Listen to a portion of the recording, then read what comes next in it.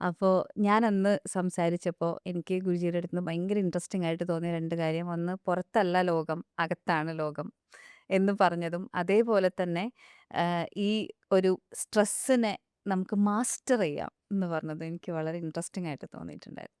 അപ്പോൾ ഇപ്പം എല്ലാ കാര്യം നിങ്ങളുടെ ഡയറ്റ് എന്താണ്? നിങ്ങളുടെ ആക്ടിവിറ്റി എന്താണ്? എന്ന് ഇതൊക്കെ ഓക്കെ ആണെങ്കിലും ഒരാൾക്ക് സ്ട്രെസ് ഉണ്ടെങ്കിൽ അയാൾക്ക് രോഗം ഉണ്ടാവും എന്നുള്ളതാണ് ഇപ്പോഴത്തെ ഒരു കൺക്ലൂഷൻ. നമ്മൾ വേറെ ഉത്തരങ്ങളൊന്നും കിട്ടിയില്ലെങ്കിൽ സ്ട്രെസ് കൊണ്ടായിരിക്കും ആ രോഗം ഉള്ളത്. അല്ലെങ്കിൽ അതുകൊണ്ടായിരിക്കും സ്ട്രെസ് കൊണ്ടായിരിക്കും ആ രോഗം കുറച്ച് ഇൻറ്റൻസ് ആയത് എന്നൊക്കെ പറയുന്നത്. അപ്പം സ്ട്രെസ് എന്താണ്? സ്ട്രെസ് എന്നത് യഥാർത്ഥത്തിൽ നമുക്ക് മലയാളത്തിൽ പറഞ്ഞാൽ സമ്മർദ്ദം. ഉം. മർദ്ദം അല്ലെങ്കിൽ സമ്മർദ്ദം അത്യാവശ്യമാണ്. ഉം. എന്താണ് രക്തസമ്മർദ്ദം? ഉം. ശരീരത്തിൽ ഒരു കൃത്യമായ അളവിൽ ഒരു പ്രഷർ, സമ്മർദ്ദം ഉണ്ടാകണം. അല്ലെങ്കിൽ രോഗിയാവും. ഉം. ലോ ബ്ലഡ് പ്രഷർ എന്ന് കേട്ടിട്ടില്ലേ? പിന്നെ രോഗമാണ്. ഉം. ഹൈ ബ്ലഡ് പ്രഷർ അതും രോഗമാണ്. രോഗമാണ്. അപ്പോൾ ആ ഒരു നിശ്ചിത അളവിലുള്ള സമ്മർദ്ദമാണ് ജീവനെ സ്വസ്ഥമായി നിലനിർത്തുന്നത്. അപ്പോൾ എല്ലാ കാര്യത്തിനും നമുക്കൊരു സമ്മർദ്ദം വേണം. വേണം. അത് കൃത്യമായ അളവിലുള്ള യെസ്. സമ്മർദ്ദം വേണം. അത് കുറഞ്ഞാലും കുഴപ്പമാണ്, കൂടിയാലും കുഴപ്പമാണ്. അപ്പോൾ ഈ സമ്മർദ്ദം യഥാർത്ഥത്തിൽ മനസ്സിനും വേണം. ഉം. മനസ്സിങ്ങനെ മന്ദമായിരുന്നിട്ടും കാര്യമില്ല, ഇല്ല. അമിതമായിട്ട് ടെൻഷനായിട്ടും അഗ്രസീവായിട്ടും കാര്യമില്ല. കാര്യമില്ല. അപ്പോൾ അതിന് അതിൻ്റേതായ ഒരു മർദ്ദം. ഈ മർദ്ദത്തെ അറിവ് എന്നാണ് പറയേണ്ടത്.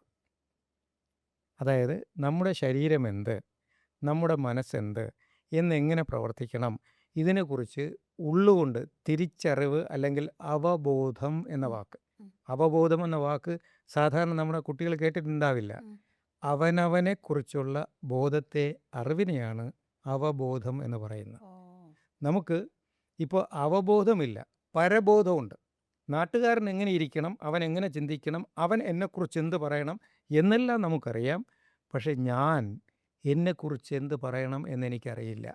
ഇതാണ് പ്രശ്നം.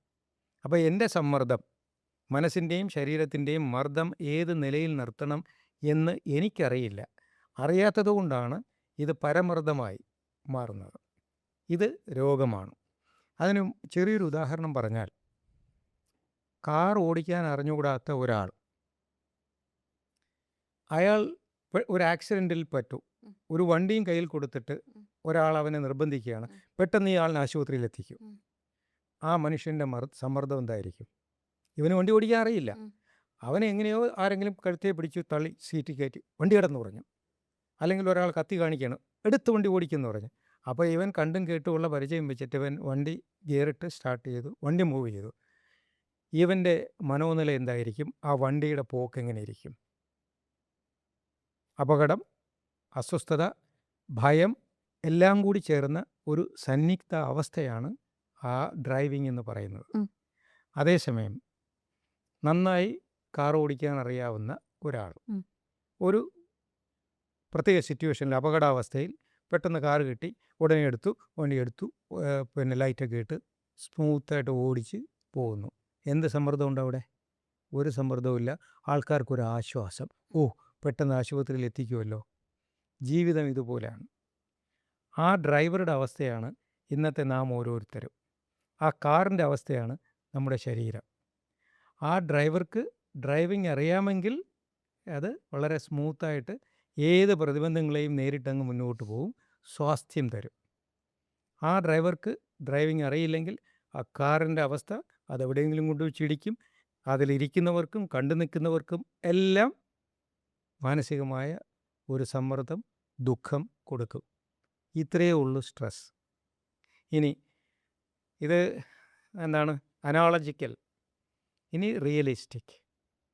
നമ്മുടെ മനസ്സും ശരീരവും പ്രവർത്തിക്കുന്നത് ഒരു പ്രത്യേക താളത്തിലാണ്. റിതം.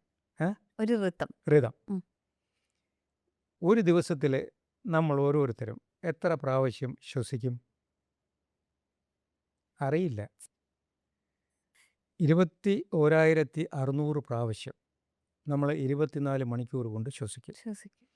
അപ്പോൾ ആ ശ്വാസം ഒരു പ്രത്യേക താളക്രമത്തിലാണ് കയറി ഇറങ്ങുകയും ചെയ്യുന്നത്. എന്നാൽ നാം ഇതിനെക്കുറിച്ച് അവെയർ അല്ല. അപ്പോൾ ഒരു കാറിൻ്റെ, ഇപ്പോൾ കാറാണ് ഉദാഹരണം, നമ്മുടെ വാഹനം, അതുപോലെയാണ് ശരീരം ഒരു വാഹനമാണ്. അതിൻ്റെ പിസ്റ്റൻ്റെ റേറ്റ്, ആ പിസ്റ്റൻ്റെ കമ്പൾഷൻ റേറ്റ് അനുസരിച്ചിട്ടാണ് ഈ കാറിൻ്റെ സ്മൂത്തായിട്ടുള്ള ചലനം. ഉം. ഇതുപോലെ നമ്മുടെ ശ്വാസത്തിൻ്റെ ആ ഒരു ഗതി, ഉം. അതിനനുസരിച്ചിട്ടാണ് മനസ്സ് പ്രവർത്തിക്കുന്നത്.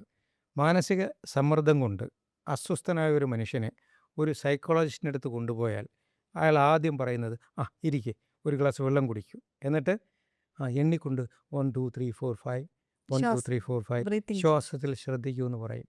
ഇമ്മീഡിയറ്റ് ആയിട്ട് ആ സ്ട്രെസ്സ് കുറഞ്ഞു വരുന്നത് കാണാം, അസ്വസ്ഥത കുറയും. എന്തുകൊണ്ട്? യഥാ പ്രാണ തഥാ മന. യോഗശാസ്ത്രവും ആയുർവേദ ശാസ്ത്രവും പറയുന്നു, നിങ്ങളുടെ മനസ്സിനെ നിയന്ത്രിക്കുന്നത് നിങ്ങളുടെ പ്രാണൻ, ശ്വാസമാണ്. അപ്പോൾ ഈ പ്രാണനെക്കുറിച്ച് ഒരു ബോധവും നമുക്കില്ല, ഒരറിവുമില്ല. അറിവ് ശക്തിയാണ്, ഉം. അതാണ് ധൈര്യം. ഉം. എന്നാൽ അറിവില്ലായ്മയോ ദൗർബല്യം, ഭയം ഉണ്ടാക്കും. ഭയം ഉണ്ടാക്കും. ഇവിടെയാണ് പ്രശ്നം. നമുക്ക് നമ്മെക്കുറിച്ച് അറിയില്ല. ആ അറിവില്ലായ്മയാണ് സ്ട്രെസ്സിൻ്റെ മൂലകാരണം. എന്നാൽ ശ്വാസത്തിൻ്റെ ഗതിയിൽ മനസ്സിനെ ചേർത്ത് നിർത്തിയാൽ, എല്ലാവരും ഇപ്പോഴത്തെ കാലത്ത് യോഗ ചെയ്യും. എന്താണ് യോഗ? കയ്യിൽ നിൽക്കുക, തലകീഴാൻ നിൽക്കുക, സർക്കസ് കാണിക്കുക. അതാണ് വെസ്റ്റേണൈസ്ഡ് യോഗ. സത്യത്തിൽ യോഗ എന്ന് പറഞ്ഞാൽ ശരീര മനസ്സോ യോഗോ പരസ്പരം അനുവ്രജേത്. ശരീരവും മനസ്സും പരസ്പര പൂരകങ്ങളായി ചേർന്നിരിക്കുന്നു, യോജിച്ചിരിക്കുന്നു. അതാണ് യോഗം. ആ യോഗത്തെക്കുറിച്ചുള്ള അറിവാണ് നാം നേടേണ്ടത് യോഗ സാധനയിലൂടെ. ആ യോഗ സാധന ഇല്ലാത്തത് കൊണ്ടാണ് ഇന്ന് നമുക്ക് നമ്മെക്കുറിച്ച് അറിവില്ലാത്തതും അറിവില്ലായ്മയിൽ നിന്നുണ്ടായ ഭയവും രോഗവും ദുഃഖവും ഉണ്ടാകുന്നത്. അപ്പോൾ സ്ട്രെസ്സിൻ്റെ മൂല കാരണം അറിവില്ലായ്മയാണ്. എന്തിനെക്കുറിച്ച്? നമ്മെക്കുറിച്ച്, നമ്മുടെ പ്രവർത്തന തത്വത്തെക്കുറിച്ചുള്ള അറിവില്ലായ്മയാണ്. ആ അറിവില്ലായ്മ മാറ്റിയാൽ നിങ്ങൾ എന്ത് ഭക്ഷണം കഴിക്കണം, എങ്ങനെ വ്യായാമം ചെയ്യണം, എങ്ങനെ ശ്വസിക്കണം, എങ്ങനെ ധ്യാനിക്കണം, എങ്ങനെ മരുന്ന് ഉപയോഗിക്കണം, ഈ 5 രീതിയിൽ നിങ്ങൾക്ക് പഞ്ചബലങ്ങളെ ഉപയോഗിക്കാൻ അറിഞ്ഞാൽ, ഇത് മൃഗങ്ങൾക്കറിയാം. ശ്രദ്ധിച്ചിട്ടുണ്ടോ? കാട്ടിൽ ഞാൻ 4-4.5 വർഷം കാട്ടിൽ കാട്ടിലെ. ജീവിച്ചിട്ടുണ്ട്. അല്ലെങ്കിൽ സ്വതന്ത്രമായി ജീവിക്കുന്ന പക്ഷിമൃഗാദികളെ സൂക്ഷിച്ച് നോക്കിയാൽ തന്നെ അറിയാം. അവർക്ക് അസുഖം വന്നാൽ അവരാദ്യം ചെയ്യുന്നത് പട്ടിണി കിടക്കും, ആഹാരം കഴിക്കില്ല. പിന്നീട് 2-3 ദിവസമൊക്കെ പട്ടിണി കിടന്നിട്ട് അവർ ഇങ്ങനെ കറങ്ങി നടന്ന് വല്ല പട്ടി പുല്ല് തിന്നുന്ന കാണാം, പുലി പുല്ല് തിന്നും. എന്തുകൊണ്ടാണ്? ആ സമയത്ത് ഒരു പ്രത്യേക ഗ്ലാൻഡ് അവർക്ക് ആക്റ്റീവ് ആകും. അതുവരെ അവർക്ക് താല്പര്യമില്ലാത്ത കാര്യങ്ങളിൽ അവർക്കൊരാസക്തി ഉണ്ടാകും. അപ്പോൾ പുല്ല് ഇങ്ങനെ മണത്ത് ചില പുല്ല് തിന്നും. അതിനർത്ഥം രോഗമുണ്ടാക്കിയ പ്രകൃതി മാതാവ് തന്നെ ഈ മൃഗത്തിനോട് പറയും, ആ പുല്ലാണ് ഇപ്പോൾ നിനക്ക് ഔഷധം. അതാണ് ആ പട്ടിയോ പുലിയോ കടുവയോ പോയി ആ പുല്ലോ മണ്ണോ ഒക്കെ തിന്നുന്നത്. അപ്പോൾ അവർക്കറിയാം ഔഷധം എങ്ങനെ സേവിക്കണമെന്ന്. പിന്നെ ഇന്നത്തെ യോഗയിൽ ഉള്ള എല്ലാം ശ്വാനാസനം, വ്യാഘ്രാസനം, സർപ്പാസനം, കുക്കുടാസനം, ഇതൊക്കെ എന്താണത്? മൃഗങ്ങളുടെ പേര്. മൃഗങ്ങളുടെ സ്ട്രെച്ച്. ഓരോരുത്തരും അവരവർക്ക് യുക്തമായ രീതിയിൽ ശരീരത്തെ സ്ട്രെച്ച് ചെയ്യും, അവരുടെ വ്യായാമം. അതിനെ കോപ്പി ചെയ്താണ് നമ്മുടെ ഈ ആസനങ്ങൾ ഉണ്ടാക്കിയത്. Cobra pose. യെസ്. അപ്പോൾ ഇതിൽ സൂക്ഷിച്ച് നോക്കിയാണ്, എവിടെയാ മനുഷ്യാസനം? അങ്ങനെയൊന്നുമില്ല. മനുഷ്യന് മാത്രം ഇതറിയില്ല. എന്നാൽ ഇവനും ഉണ്ടൊരാസനം. ഒന്നല്ല, അവന് 9 ആസനങ്ങളുണ്ട്. അറിയില്ലത്. പക്ഷേ നാം ധ്യാനിച്ചു കഴിഞ്ഞാൽ നമുക്കറിയാം, ഉള്ളിൽ നിന്ന് ഒരു ഗുരു ഉണർന്നു വരും. ആന്തരികമായ ഒരു ഉണർവ്, അതിനെ കുണ്ടലിനി. നമ്മുടെ ഉള്ളിൽ ഉറങ്ങിക്കിടക്കുന്ന ഒരു ശക്തി, ഒരു അറിവിൻ്റെ തലമുണ്ട്. അത് ഉണർന്നു വരുമ്പോൾ നമ്മൾ മൃഗസമാനമായ വാസനാബലം ആർജിക്കും. Man is nothing but a social animal. എവിടെയെങ്കിലും വായിച്ചിട്ടുണ്ട്? യെസ്. അപ്പോൾ നമ്മുടെ ഉള്ളിലും പ്രകൃതിയുമായി സമരസപ്പെട്ട് നിൽക്കുന്ന ഒരു മൃഗം, ഒരു വാസന ഉറങ്ങിക്കിടപ്പുണ്ട്. Unfortunately we ignored that. അതിനെ പൂർണ്ണമായും അവഗണിച്ചുകൊണ്ട് നമ്മൾ ഇൻ്റലക്റ്റിനെ, ബുദ്ധിയെ മാത്രം ആശ്രയിക്കാൻ തുടങ്ങിയിടത്താണ് മനുഷ്യൻ പരാജയപ്പെട്ടത്, ആധുനിക മനുഷ്യൻ. എന്നാൽ പൗരാണിക മനുഷ്യൻ ബുദ്ധിയെയും വാസനയെയും ഒരുപോലെ ഉപയോഗിച്ചു. Yogi. Union between brain and heart is called yoga. അങ്ങനെ നാം ഇത് ഡെവലപ്പ് ചെയ്തെടുത്താൽ ഈ മൃഗസമാനമായിട്ടുള്ള വാസന ഉണർന്നു വരും.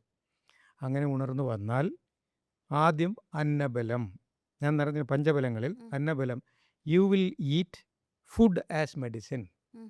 അത് ഉള്ളിൽ നിന്ന് തെളിഞ്ഞു വരുന്ന ഒരറിവാണ്. ഉം. 2, you will stretch your body ഉം. As medicine. ആസനാത് ഔഷധം. ആസനങ്ങൾ തന്നെയാണ്, വ്യായാമം തന്നെയാണ് ഔഷധം. 3, പ്രാണബലം എന്ന് Breath. പറഞ്ഞാൽ breath. You will learn how to breathe in an effective way. 4th ഈസ് മനോബലം. You will learn how to focus your mind. ഉം. മെഡിറ്റേഷൻ, ധ്യാനം. ഉം. ഈ 4 ബലങ്ങളെയാണ് ചതുർബലം എന്ന് പറയുന്നത്. അന്നബലം, ആസനബലം, പ്രാണബലം, മനോബലം. ഉം. ഇത് 4ഉം പ്രകൃതിദത്തമായി നമ്മിൽ നിന്ന് ഉണർന്നു വരും. So the foundation of health is laid. ആരോഗ്യത്തിൻ്റെ, ജീവിതത്തിൻ്റെ അടിസ്ഥാനം ഉറച്ചു. പിന്നെ എപ്പോഴെങ്കിലും ചെറിയ ഫ്ലക്ച്വേഷൻസ് ഉണ്ടാകും. ആ സമയത്താണ് പഞ്ചബലം, ഔഷധബലം കൊടുക്കേണ്ടത്. കൊടുക്കും. It's a temporary application, not permanent. Um. അപ്പോൾ ഇങ്ങനെ 5 ബലങ്ങളെയും യുക്തമായി ഉപയോഗിക്കാൻ കഴിഞ്ഞാൽ ഒരു രോഗത്തിനും നമ്മെ കീഴടക്കാൻ കഴിയില്ല. No disease is beyond control എന്ന് നമ്മുടെ ഇപ്പോൾ ആധുനിക ആചാര്യന്മാരും ആഴത്തിൽ പഠിച്ചവർ ഇങ്ങനെ പറയുന്നുണ്ട്. ഒരു രോഗവും നിയന്ത്രണ അതീതമല്ല. അപ്പോൾ നമ്മൾ സ്ട്രെസ്സിനെ മാസ്റ്റർ ചെയ്യാനാണെങ്കിലും ഈ പഞ്ചബലാണ് ഇൻ എ വേ യൂസ് ചെയ്യേണ്ടത്. അതാണ് ഞാൻ അല്ലേ? പറഞ്ഞത്. ആ. സ്ട്രെസ് എന്ന് പറയുന്നത് ഒരു സിംറ്റമാണ്, ആ. അത് രോഗമല്ല. Imbalance Yes. നമുക്ക് തരുന്ന ഒരു മെസ്സേജാണ്. ഇംബാലൻസ് ഉണ്ട് എന്ന് നമുക്ക് കിട്ടുന്ന ഒരു മെസ്സേജാണ് ശരിക്കും സ്ട്രെസ്, ആ, അല്ലേ? അത് നേരത്തെ ഞാൻ പറഞ്ഞത് ഒന്ന് സങ്കല്പിച്ച് നോക്കിയേ. ആ. ഡ്രൈവിംഗ് അറിഞ്ഞുകൂടാത്ത ഒരാൾ ഡ്രൈവ് ചെയ്യുമ്പോൾ ഉണ്ടാകുന്ന അവസ്ഥ എന്താണത്? അവൻ എന്തെങ്കിലും സന്തോഷം കാണും. എന്നാൽ അറിയാവുന്നവനോ വളരെ എൻജോയ് ചെയ്ത് അവൻ ഇങ്ങനെ ഡ്രൈവ് ചെയ്ത് പോകില്ലേ. അതെ. അപ്പോൾ ആ പ്രവൃത്തി എന്ന് പറഞ്ഞാൽ ഡ്രൈവിംഗ് ആണ്. ആ ഡ്രൈവിങ്ങിലുള്ള അറിവില്ലായ്മ സമ്മർദ്ദവും സ്ട്രെസ്സും, ആ ഡ്രൈവിങ്ങിലുള്ള അറിവ് ആനന്ദവും കൊടുക്കുന്നു. ഉം. ജീവിതവും ഒരു യാത്രയാണ്. ഉം. ആ യാത്രയിൽ നമ്മുടെ മനസ്സ് ഡ്രൈവറും ശരീരം കാറുമാണ്. ഉം.